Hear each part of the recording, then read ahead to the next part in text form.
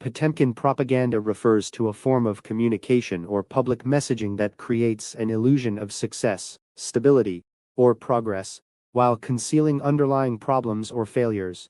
It emphasizes appearance over substance, relying on carefully staged images, selective data, and symbolic gestures to persuade audiences that conditions are better than they truly are. Rather than addressing root causes, this type of propaganda focuses on surface-level impressions designed to reassure, impress, or mislead observers. The concept originates from the idea of constructing a convincing facade for external inspection. In modern usage, it no longer refers to physical structures, but to narratives, statistics, events, and visuals that are curated to project competence. Governments, organizations, and even individuals may engage in such practices when they fear scrutiny or wish to maintain authority without undertaking the difficult work of reform. The emphasis is on managing perception, rather than reality. One defining characteristic of Potemkin propaganda is its dependence on symbolism. Grand ceremonies, glossy reports, impressive slogans, or highly produced media content are used to substitute for measurable outcomes.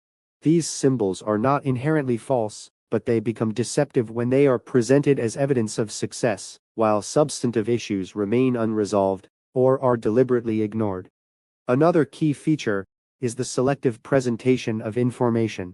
Positive indicators are highlighted repeatedly, while negative data is omitted, downplayed, or reframed.